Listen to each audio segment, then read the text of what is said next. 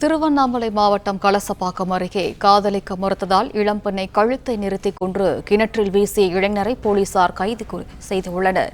இதுகுறித்தான தகவல்களை தருகிறார் செய்தியாளர் ஜெய் கணேஷ். ஜெய், வணக்கம். விவரம் என்ன ஜெய்? மேடம் வணக்கம்.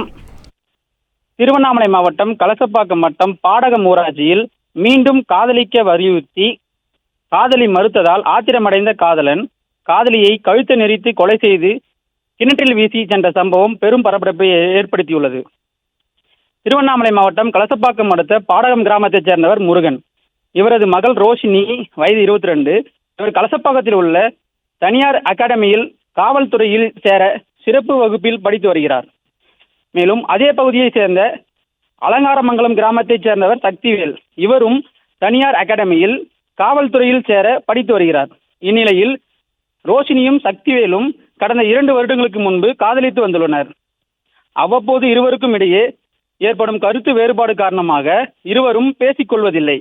இதனால் காதலி ரோஷினியிடம் காதலன் சக்திவேல் மீண்டும் தன்னை காதலிக்க வேண்டும் என பலமுறை தொந்தரவு கொடுத்து வந்துள்ளார். ஆனால் ரோஷினி சக்திவேலிடம் பேசுவதை தவிர்த்து வந்துள்ளார்.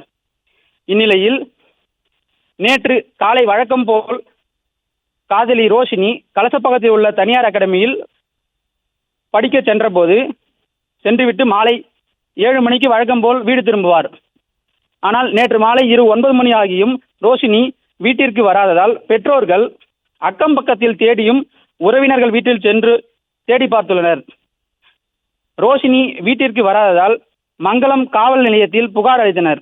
இந்நிலையில் இன்று காலை பாடகம் ஊராட்சியில் உள்ள விவசாய கிணற்றில் பெண் சடலம் இருப்பதாக கிடைத்த தகவலின் அடிப்படையில் சம்பவ இடத்திற்கு சென்ற மங்கலம் காவல் நிலைய போலீசார் கிணற்றில் இருந்த பெண் சடலத்தை மீட்டு உடற்குழு ஆய்வுக்காக திருவண்ணாமலை அரசு மருத்துவக் கல்லூரி மருத்துவமனைக்கு அனுப்பி வைத்தனர்.